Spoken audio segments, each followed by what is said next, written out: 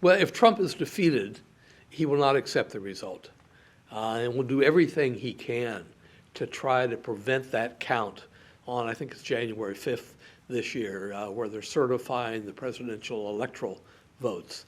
The difference between 2024 and 2020 is that he's not president.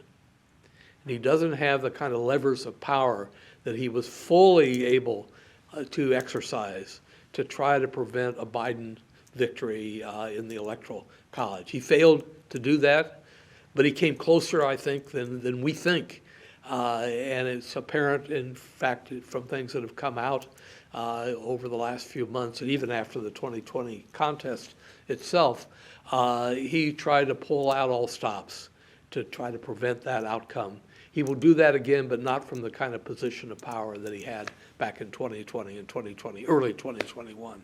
If Trump is elected, what we will find is colossal change. I've referred to it in other interviews as burning down the house, in effect.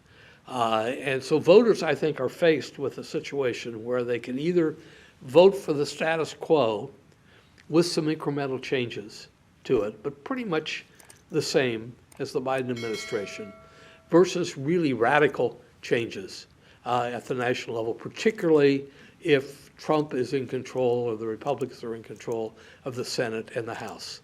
There'd be colossal changes there. And I think that we should believe what he says, that it would be an election or an administration that is fueled by a desire for retribution.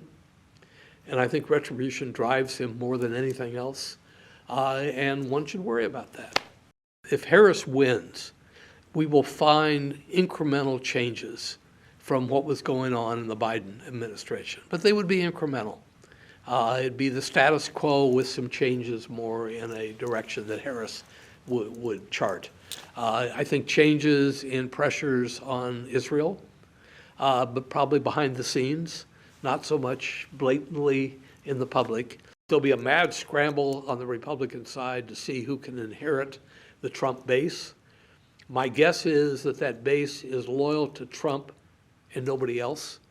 But they have been registering more and more Republicans, so they're probably going to vote Republican, but not necessarily for anybody who Trump designates as his successor. And who is his successor going to be?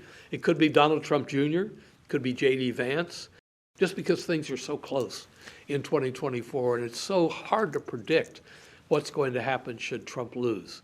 If he wins, I think we know what is going to happen.